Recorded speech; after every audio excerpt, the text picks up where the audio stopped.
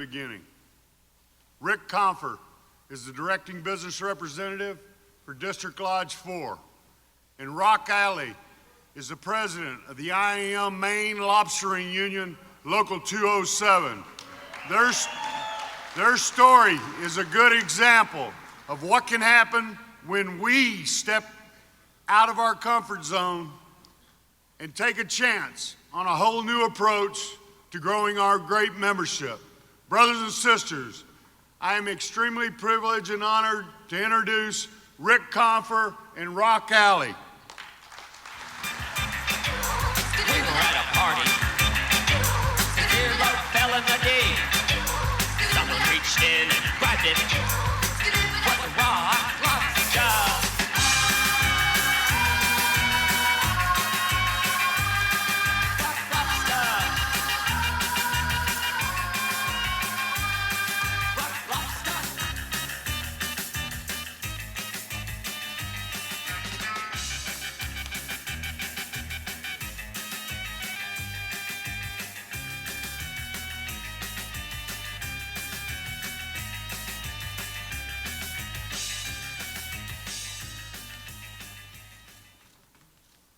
Well, thank you, Brother Chair, for that gracious introduction.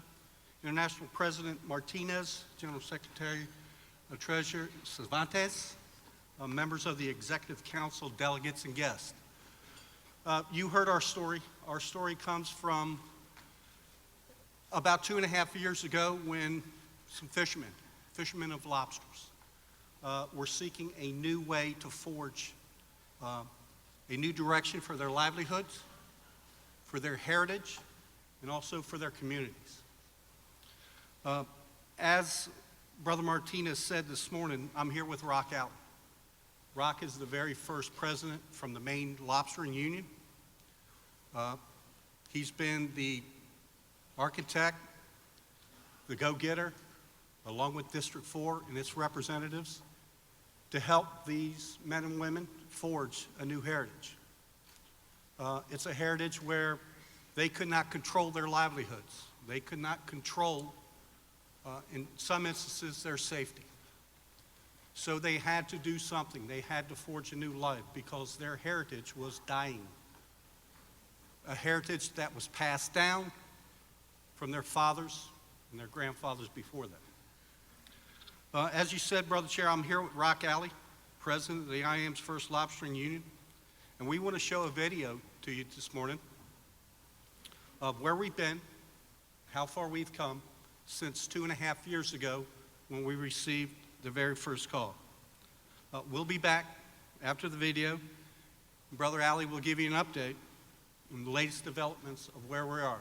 And brothers and sisters, we're on the cusp of a historical event when it pertains to the Maine Lobstering Union and the IAM. Please roll the video.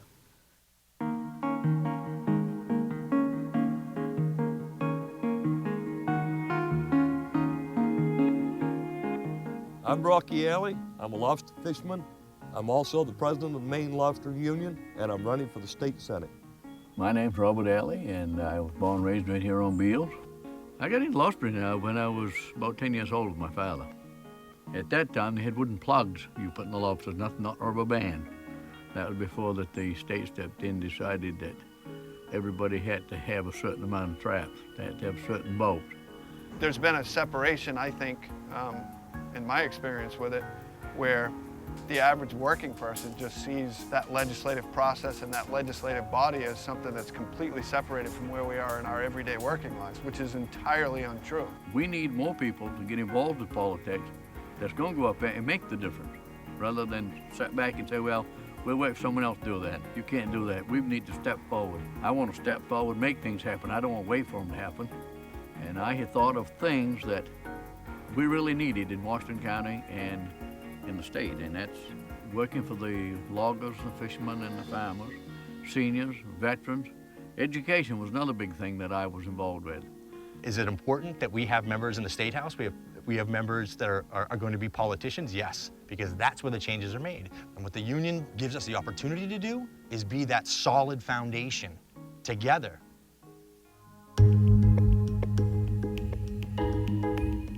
Coming from Washington County, It's been an honor to get in there and work for the people of down East Maine and for the state of Maine.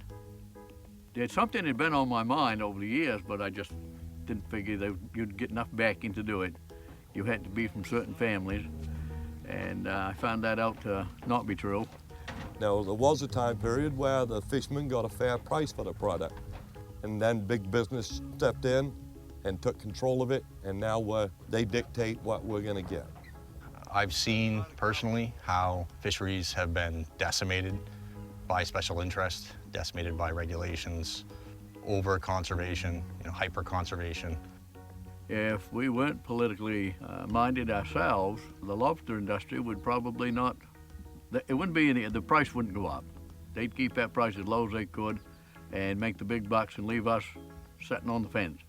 So in 2012, there was what they called a glut of lobster. The markets weren't expecting a big amount of lobsters to hit the market that time period. The shore side of the industry, the buyers, drove the price down to the point where it wasn't even worth the lobstermen going to fish because they weren't making any. It was costing them money to go, and bait and fuel.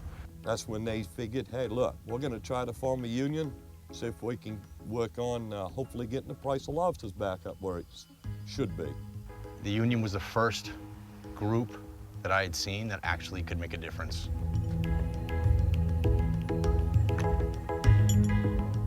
I can't go to a local grocery store and walk in and grab a gallon of milk and stick it up on that counter and say, I'm gonna give you 50 cents for it. That's not the way it works. They have the milk, I need the milk, but I've got to pay that price. What's the difference? We can sit on the radio and get pissed off. We can sit at the dock and argue. Be like, oh, we're so upset about the price. We're so upset about this regulation. That's not changing anything. I've got the product, they need the product, stay in business. Why can't I tell them what I want for a price? And having people at the State House is the only way it's going to change. I've been in that State House for years, and I would go there, and it was like they never knew I was there. They would go and show up on a public hearing day, say their piece, leave, and not follow the process all the way through. But now that I go there, as a president of the Maine Lobstering Union, believe me, they know I'm there before I walk through the door. Showing them how to deal with that process, get involved in it, and follow it all the way through was something that at first they were like, we've done all this and it never works. Come on, let's go do this and do it the right way, and you'll be glad you did. And they're very glad that they're involved the way they are, and they're very good at it. There's nothing to stop you guys and the power that you have through collective action of having an impact at the federal level the same way you do at the state level. Nothing. They know you guys are here, they hate it, and they have to deal with it. This has been extremely effective. They're going after the tracking this way because you guys pushed back as a union and beat them back, and they couldn't get what they wanted. By going to the State House, found that we have support from other brothers and sisters in the union. There were members from Local 6, there were members from paper mills, there were members from one of the transportation units, a railroad unit here in the state. So they had IAM members that were non-lobstermen that came to support them. I mean, people we didn't have any idea who they were, but they helped change the laws in the State House to help fishermen that are also members of the union. At the federal level, you got 450,000 IAM members with you at the federal level. We have a whole department at headquarters that does nothing but lobby at the federal level. You know what this union's all about. You know what the resources are. There's all kinds of concerns out there, I'm sure, with people throughout this country. Myself, it's the price of lobsters. It's the laws they come out with. But there's other industries out there that are certainly impacted on the laws and regulations that come up through their state. When you have an organization called like the Maine Lobstermen's Association, you would think that they have the voice of the lobstermen, but they necessarily don't, because the members are the exact people who are injuring the lobstermen. So when you have the politicians going, well, the MLA says that the lobstermen support this, it's not necessarily the case. So now, by having members on seated positions at the State House, now we have people at the table saying, no, The fishermen don't say that. So I want to be a state senator representing District 6, Washington County, and be on the Marine Resources Committee. I want to be able to control it. I don't want to be told by big business or by the state or by the federal government on how I am going to make a living. That's why we need working class people in the state houses throughout the country. Take control of your life. Don't sit back and let somebody else do it.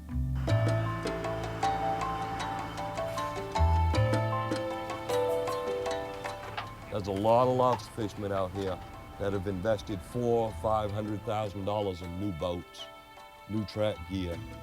If we keep getting a cheap price, there's going to be a lot of sorry faces around, and not just in these communities, up and down the whole length of the coast.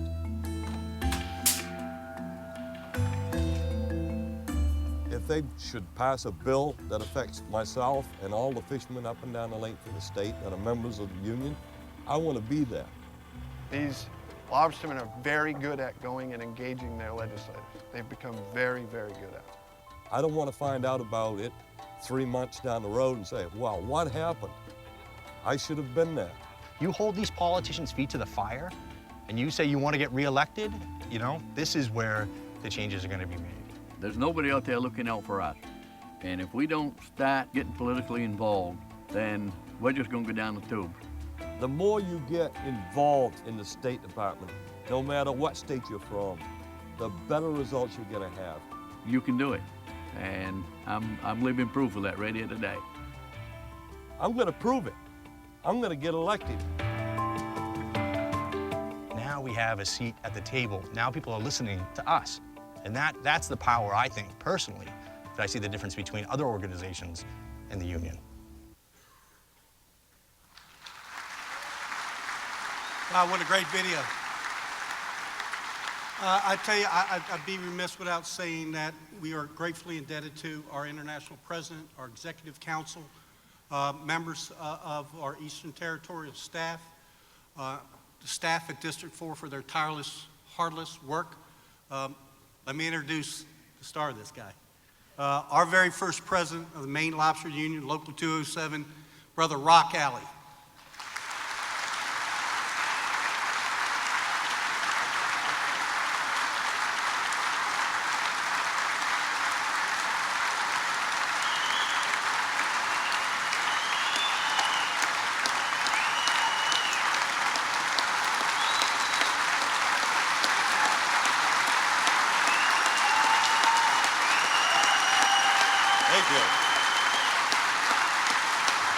Thank you. I'd like to thank President Martinez, Executive Council, everyone involved in supporting all the lobster fishermen in my local, in the state of Maine. For without your support and your help, this wouldn't be possible. I'd especially like to thank Dora for taking good care of me, getting me here. I've had one heck of an experience. This is a lot different than what you just saw in the video. I come from a small community, 2,100 people. Most of them lobster fishermen, as you saw in the video. I believe the people that came from Maryland that did this video did a super job presenting our lifestyle back in down East Maine. I'm very proud to be a lobster fisherman. I'm a fourth generation. It's a tough industry to get into and stay in because of all the laws and regulations that we have to work with these days. But let me go back to when I was a young man. In my community, there was several restaurants. There was 2 schools on Beals Island where I was born and brought up. There were several gas stations, grocery stores. And the same thing in the neighboring town of Jonesport, where I presently live. Now we have 2 gas stations in Jonesport. We don't have, we have one grocery store, that's right, one grocery store, 2 gas stations, and 2 schools. Our populations in our communities have dwindled because of the lack of jobs. And we don't have big businesses coming, as they call it, down East Maine, offering jobs to the small people in rural Maine.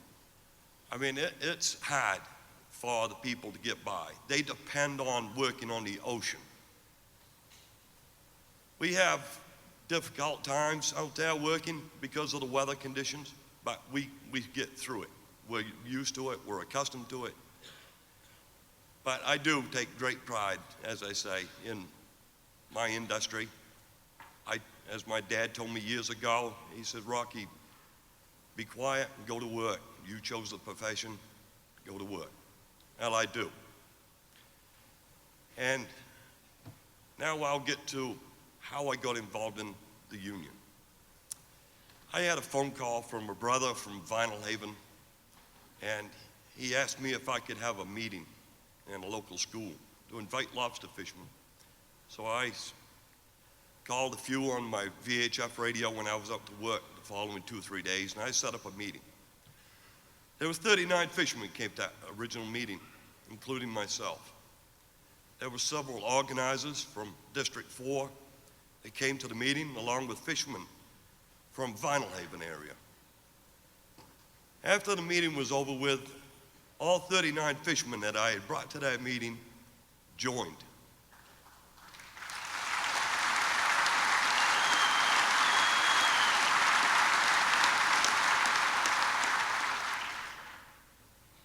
It has been an interesting ride.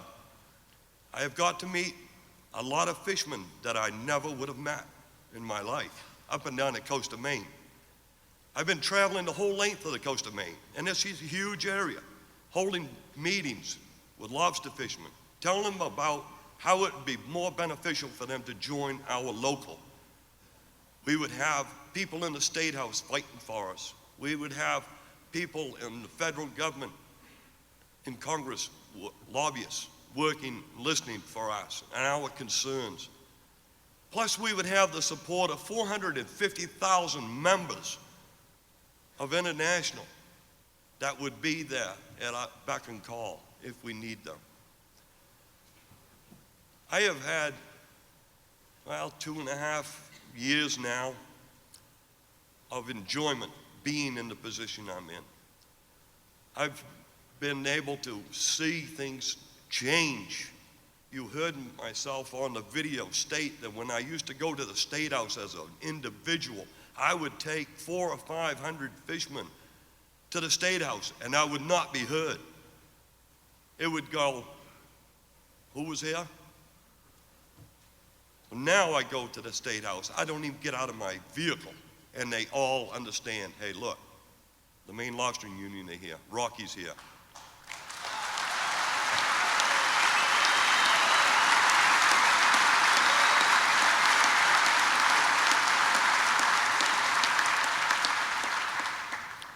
I'll tell you, it's a good feeling to be recognized as a worker in the state of Maine.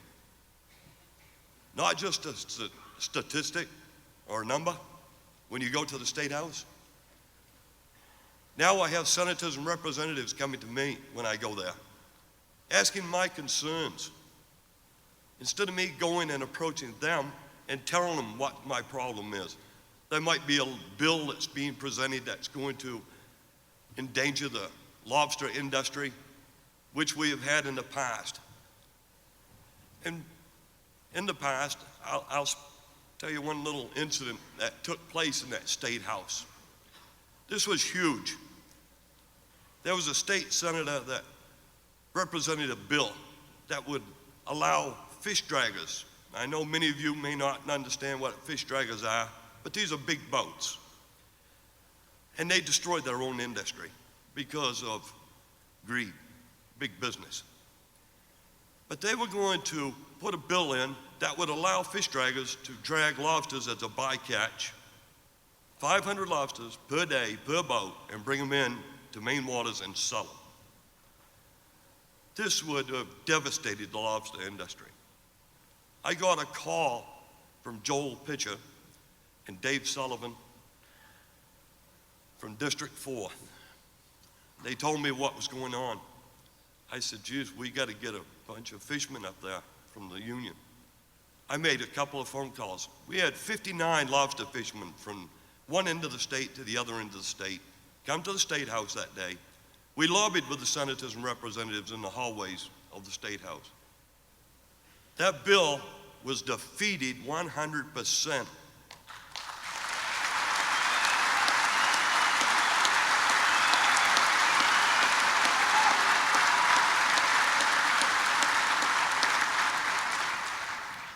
This is what has changed our lives.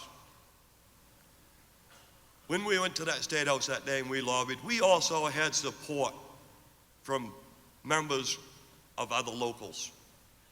Bath Iron Works, Local 6, Local 4. I mean, people from the paper mills in the state of Maine. I have never, ever laid eyes on these people in my life. But they came to the State House in support of lobster fishermen. This was huge. I mean, I'm not accustomed to people taking up for me, watching my back. Now I understand how great it can be by being a part of this union.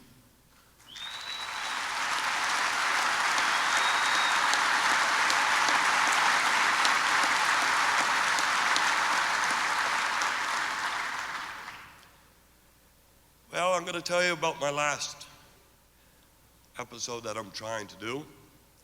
As you saw in the video, I'm running for the state senate for District 6 in the state of Maine. It's something that I wouldn't have taken on right now in my lifetime. I would have waited a few more years, suggested by my wife. But last August, I was approached by 3 former senators in the State House and a representative. These gentlemen took my wife and I off to one side and asked us if it was something that I would consider. I said, yeah, geez, I don't know where I could fit it in my schedule, you know? I said, can you give us, a little time to consider this? They said, yes, you have until January. I said, okay. So my wife and I did. We went home. We pondered back and forth. We sat down, run the numbers financially. I mean, that's 6 months out of the year in that State House and very little pay. And I have a lot of big bills being a lobster fisherman. So we did. We considered it, and then we made up my mind. I'm going to do it.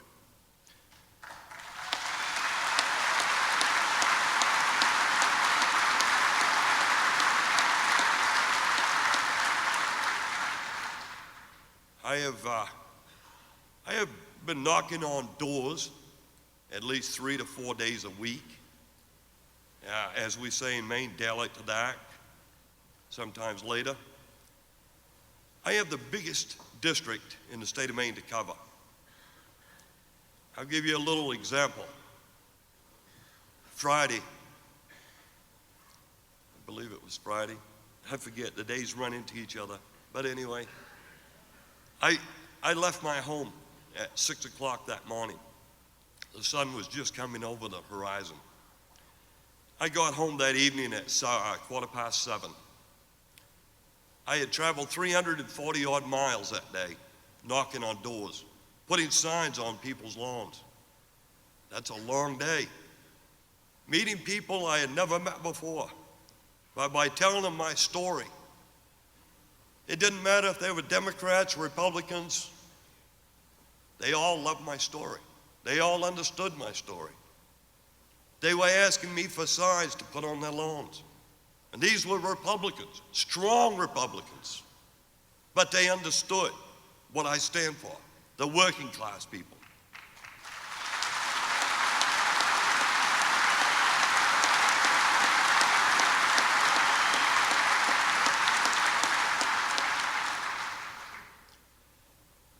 You know, I've had quite an adventure in the last 2.5, 3 years, being involved in my local, being involved in international, meeting some really good friends. A lot of nice people. I have enjoyed every moment of it. We also do a lot of benefit things by being part of this local. We put on golf tournaments, like our annual golf tournament coming up this year. It'll be our third one for the Guide Dogs of America.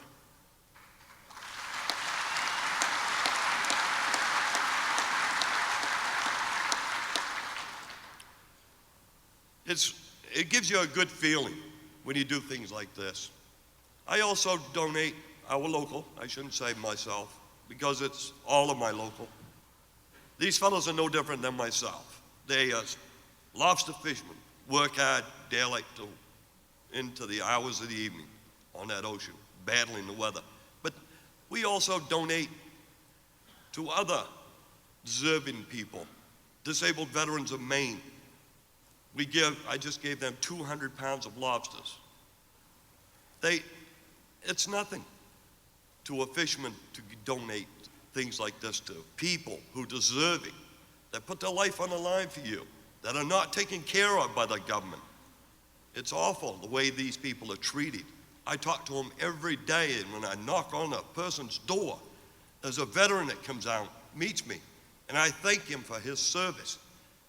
And he tells me all of his problems. And it's ridiculous how these men and women are treated today. I don't understand why our government treat them that way. It's not right.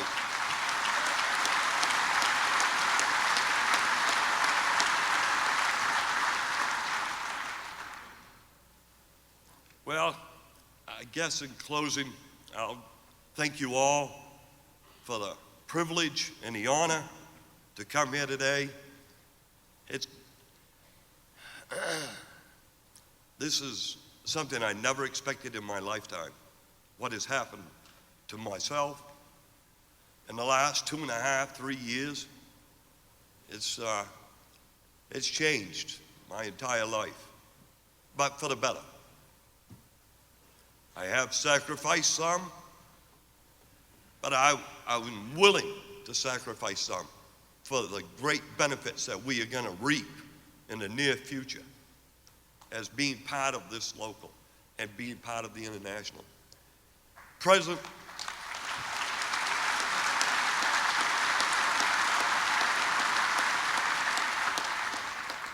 Presently, we are in conversations. I was hoping that I could stand here at this moment and tell you that we have just finalized a deal to form the biggest co-op in the state of Maine for all the members of the lobster industry in the state of Maine to join and be brothers and sisters in our local. There's a phone call going to be made to myself, Dave Sullivan, and Rick at, I believe, around 10:30. The conversation today going on in the state of Maine is going to answer a lot of questions about this co-op that we have been working on for the last 1.5 years. When they get this call, I'm hoping that I can tell the President Martinez that it's done. We have done it. I've signed the paperwork. We are buying and selling our own lobsters.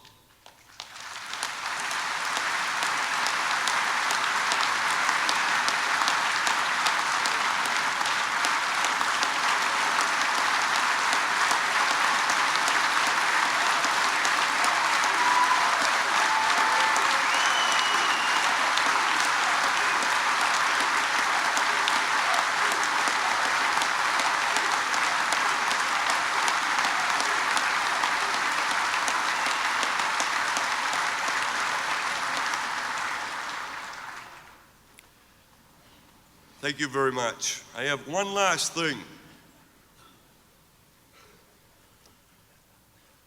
My friends, my brothers were taking me down to the Navy Pier yesterday afternoon, showing me around the city a little bit. As we were driving down, we saw several black vehicles parked on alongside the road. I said, there must be somebody important down here. And they were telling me how that you had rented the entire Navy Pier, pretty much, I guess, in the last 2 or 3 days. I'm sorry I missed it, but I was knocking on doors.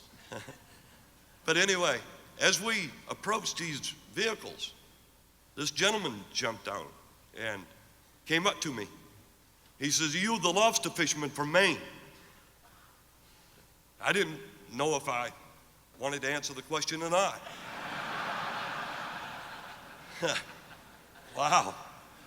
Here I am coming from a little town in Maine to Chicago, and 3 black vehicles parked there, and a man jumps out and approaches me with that question.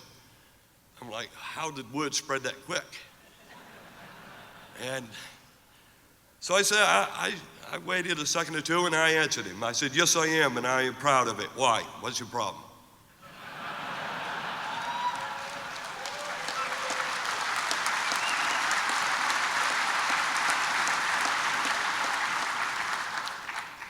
He says, I might have something of your interest here.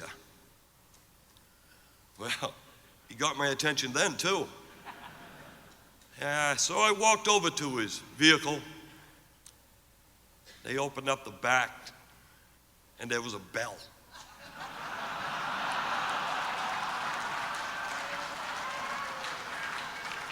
Yeah, that's right. There was a bell. So I picked the bell up,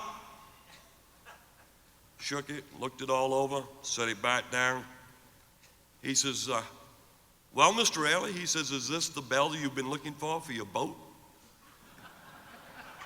I said, no, it's not, sir. I said, it's not large enough. I need a bigger bell. He says, okay, have a good day, and off they went. I just find out today that you're missing the bell. If I had known, I would have gotten that bell for you. I would have.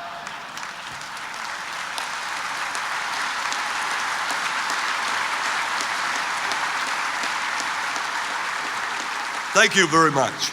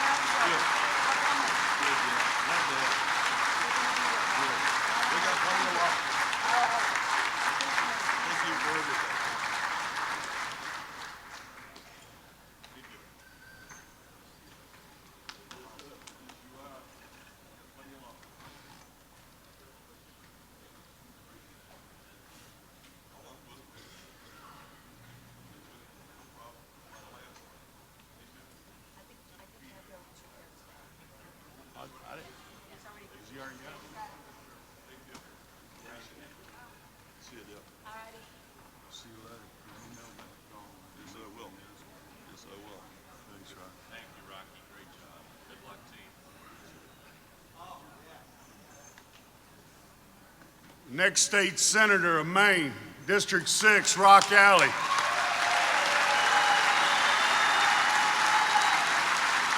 And a proud machinist member.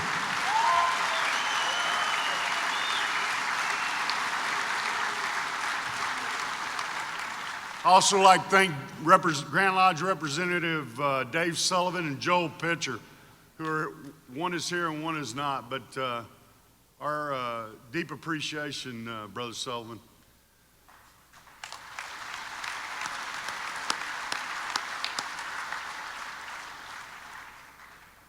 Brothers and sisters, once again, I would like to turn your attention to the screens for a new video about our favorite charity, Guide Dogs of America. Please roll the video.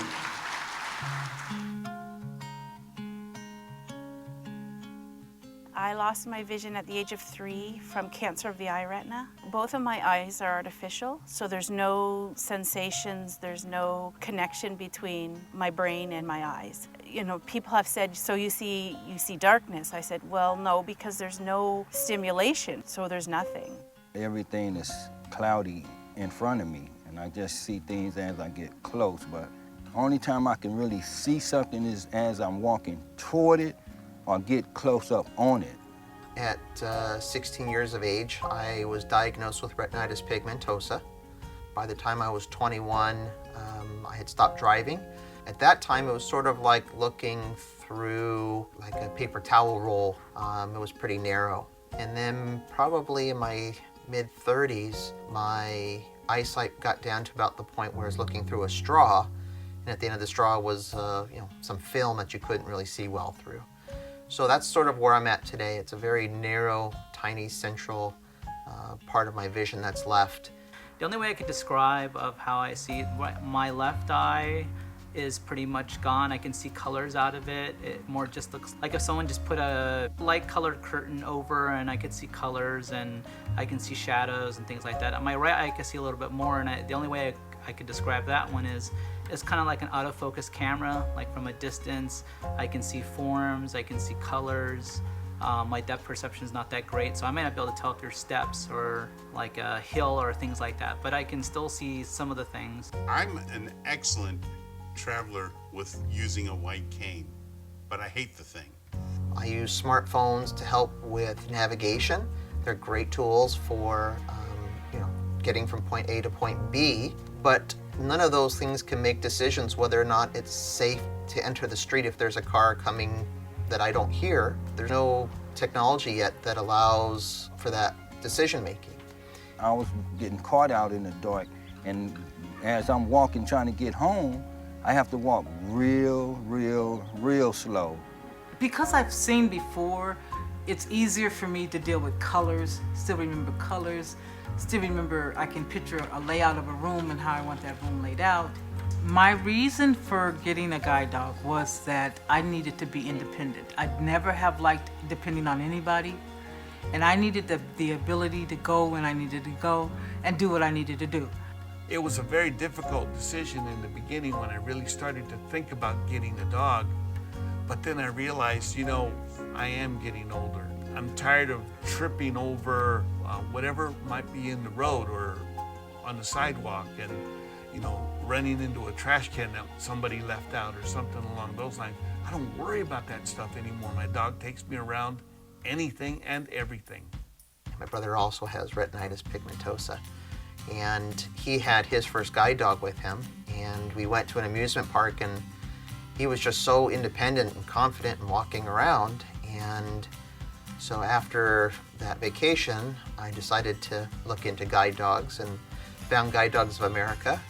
And in 2004, I received my first guide dog, Proxy.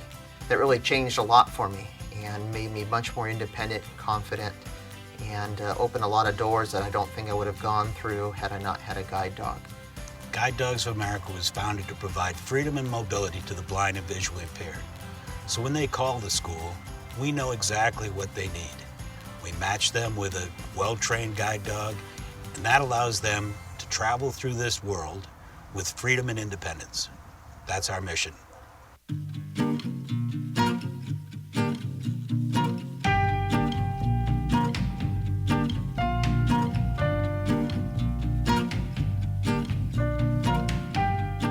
How I found out about them is Ken. He had a few guide dogs from Guide Dogs of America. They brought 3 dogs out to our home in San Gabriel. Kingston was the second choice. And when I picked up the harness, he just started walking. Told him forward and he took off. I stopped to take a break, and he put his head on my lap. And Patty said he's never done that. Someone from the school comes out, interviews you, and gets to know you and what your lifestyle is so they can better match you with a dog. They sent me paperwork to take to my eye doctor, and I came here, and the place, they open their arms up to me and train me. And I remember Sean coming in with Windsor and he says, "Richard, here's Windsor. I'd like you to meet Windsor." He let her go and she came to me and she started licking me and jumped up into my arms, and I was like, wow, this is really crazy. We breed, raise, and train all our own dogs. They're born here on the campus, whelped in our puppy nursery. At 7 weeks of age, they're given to volunteer puppy raisers throughout Southern California, Washington, Oregon, and Colorado. They come back here at 18 months to 2 years of age. Now, during that time, they're taught the house manners, come, sit, stay. When they come in for training at 18 months to 2 years of age, then our professional trainers work with them from 4 to 6 months to train them to be a guide dog. Then, when the students arrive for class, they're matched based on temperament, pace, attitude.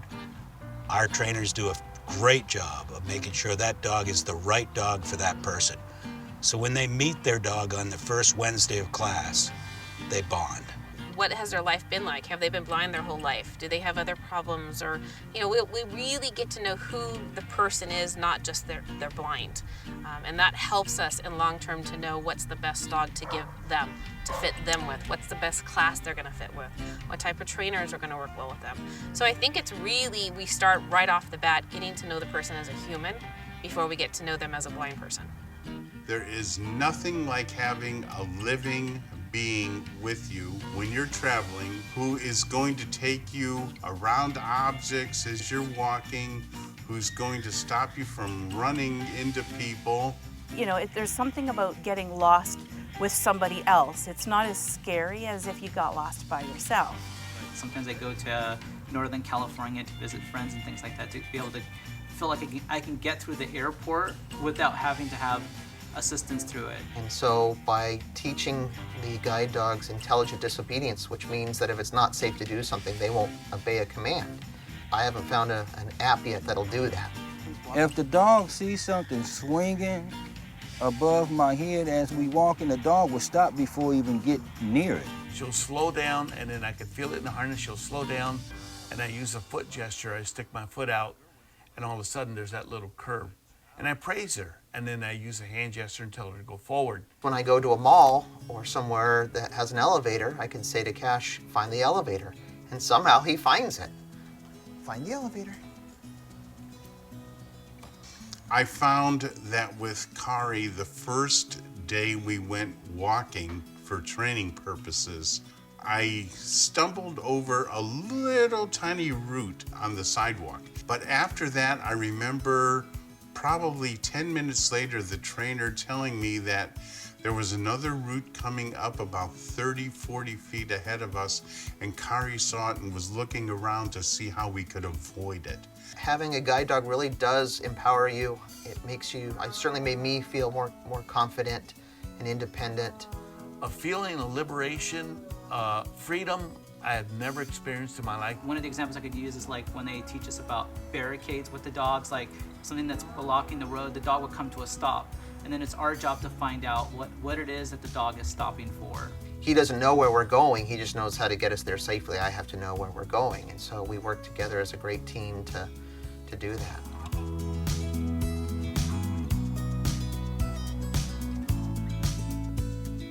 There's an emotional attachment, obviously. She knows the difference. This dog loves to play. She loves to run around. She'll lick you. She'll just have a ball when she's out of harness. Once she's in a harness, it's a working relationship, and she ignores everybody around her. And she knows that she's there for me. People are much more friendly and willing to approach you if you have a dog because they have some sort of relationship. They know they have a dog, or they know someone who has a dog or a pet, and they want to know more about how the dog works and what his life is like. I never had anybody ask me what it's like to use a cane or anything like that when I was using my cane. By the time you're ready to graduate and the trainers really literally just hand off the leash to you and let you, fly with your dog, it's definitely the best thing ever. I love the size of the school. It's not overly large, which means to me people are more personable, easier to deal with. but what a wonderful, wonderful staff they have there. Tremendous dedication, unbelievable commitment to us as students. It's a school that's very concerned about matching their students to the proper dog. Before they even receive their dogs in class, the trainers have spent 3 days with them working with Juno, which is an imaginary dog, getting to know how fast they walk, how strong are their corrections, what type of personality is the human. And then from that pool of information, they look at the dogs they have available in their string, and they're able to pick which dog is going to actually match better with this client to make them more successful. It's a school that I can take Kingston to get a physical and they don't charge me for it, or we need a weight, or we need nails trimmed. They're very concerned about their dogs, and they're concerned about their graduates. What I like most about Guide Dogs of America is that they want us as a guide dog team to succeed and be successful. And everyone seems to be aligned with that goal. I think they really look at your personality, and because they have so many different types of dogs with different personalities, dogs have as many different personalities as people do. Incredible trainers, people that were so people-oriented in terms of working with us as students. They understood everybody's needs, everybody's challenges. The graduate services staff and the kennel and the veterinary staff, they're all there to support us, and always with a great attitude and supportive. Guide Dogs of America really does seem focused on matching us with the right dogs. I've had 2 from them, and I couldn't think of any 2 better dogs to have partnered with. Guide Dogs of America is a 501c3 charity founded in 1948. We do not accept any money from the state, federal, or local government. All of the money raised is done by charitable donations from individuals, unions, and corporations. These groups hold fundraisers or just write checks to allow us to do what we do. We have to raise over $5 million a year to provide the services we provide. We've been doing it successfully since 1948. It's a little over $42,000 per guide dog team. Now that's a team that goes from the puppy being born to being trained, to being matched with the blind individual, and then sent home. And then there's a lifetime of aftercare. The freedom that I have, I put the harness on my dog and I'm gone. I can go anywhere I want to go.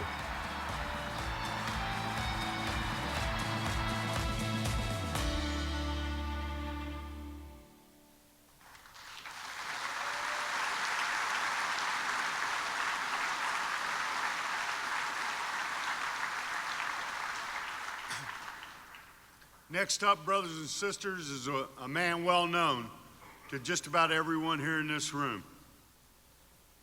If you've been to a conference, convention, or a machinist event in the past 6 years, chances are that this guy was there asking you for money. And that's okay, because that's what he's paid to do. He joined the IAM back in 1982. When he started out as a millwright welder in S.D. Warren Paper Company. He served in many different jobs at his local and district lodge before becoming a Grand Lodge representative in 1990. In 2004, he was named to be the administrative assistant to the Eastern Territory General Vice President. In 2010, he was appointed as president and director of Guide Dogs of America. I can't say enough about the job he's done since taking over the job at Guide Dogs. So I'll just say, please, brothers and sisters, give a great machinist welcome to our brother and our friend, Dale Hartford.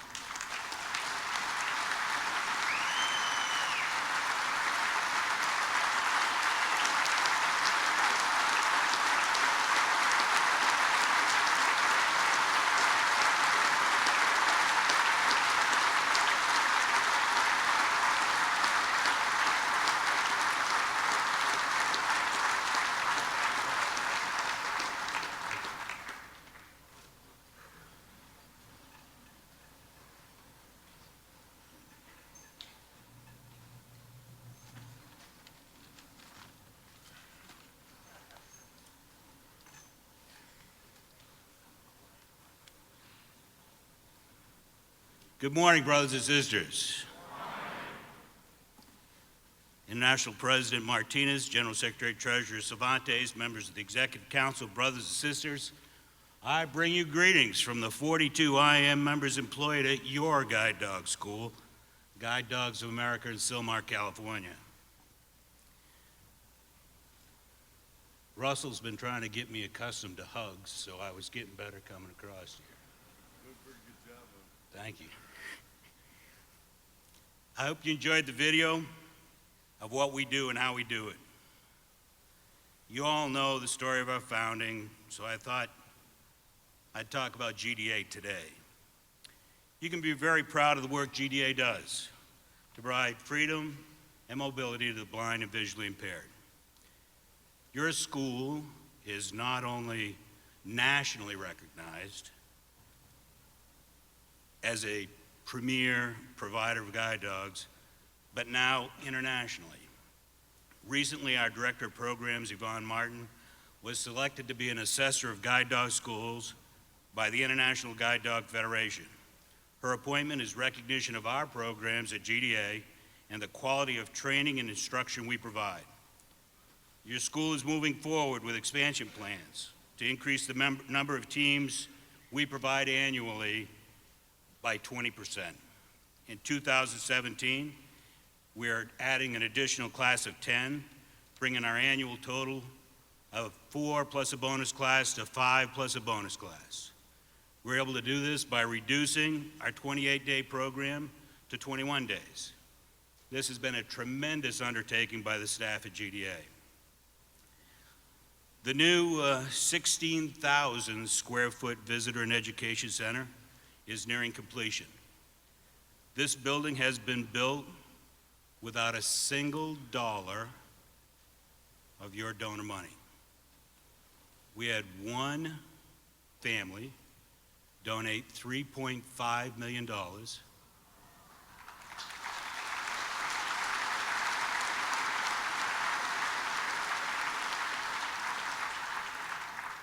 And that, with some interest earnings on some of our savings and investments, we're going to have the building completed hopefully before the end of the year. This new center will allow GDA to provide additional services and programs to the blind and visually impaired. I want to thank all of you for the financial support that you give to GDA. Over half of our annual budget, an annual budget of $5 million, comes from you. Now, that's a lot of golf tournaments, motorcycle rides, skeet shoots, my personal favorite, scotch and cigar tastings. But it's a lot of work, and any of you that have worked on a guide dog fundraiser, you know what I'm talking about. It's a lot of work, but it's a lot of reward, and we want to thank you for that. I also want to thank this week the Ohio State Council of Machinists for providing the raffle prizes for our daily raffle. Thank you guys. And all the delegates who've helped us sell tickets to make this week a success. And I really need to thank this Executive Council and those before you for all you've done for the program and for me personally.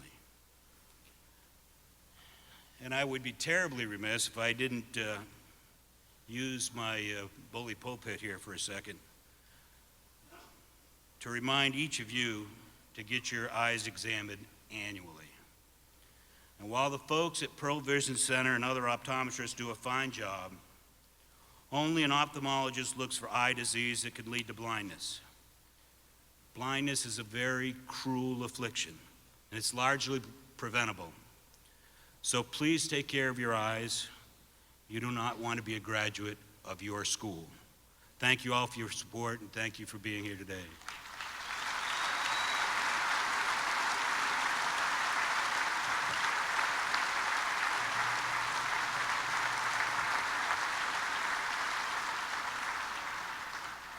You stick around for just a second.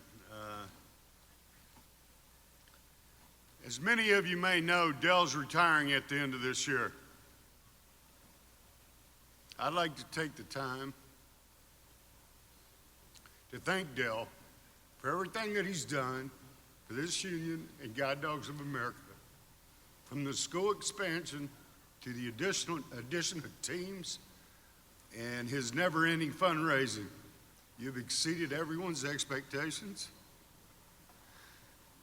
You've really taken Guide Dogs of America to another level, brother. Your leadership, your friendship, and yes, your fundraising will all be greatly missed. I would also like to take a moment to publicly thank your wife, Robin, for all of her sacrifice and hard work. From the bottom of all of our hearts, we want to thank you both for your dedication to this union, its mission, and everyone's favorite cause, Guide Dogs of America.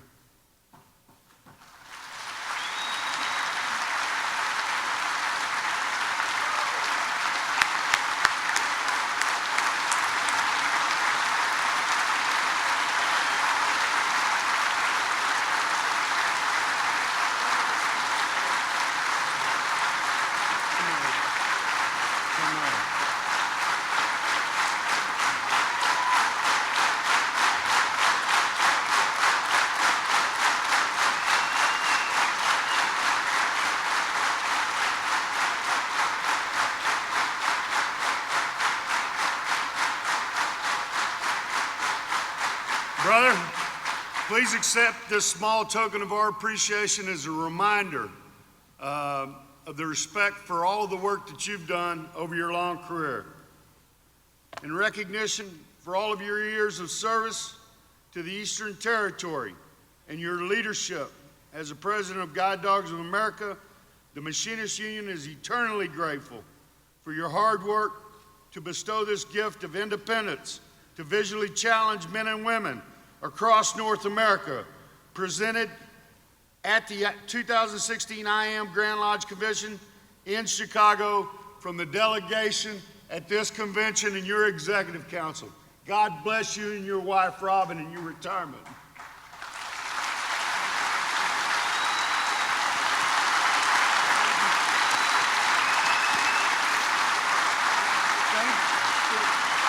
Thanks for listening. Thank you, and come back to the mic.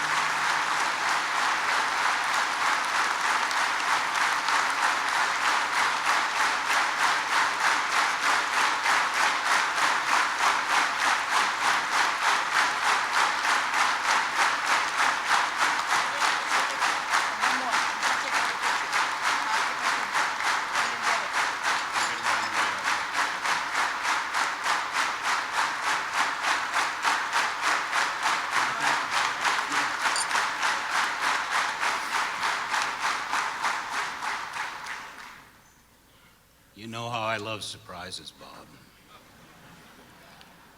Thank you very much, brother. Thank you very much, brothers and sisters. Kind of speechless.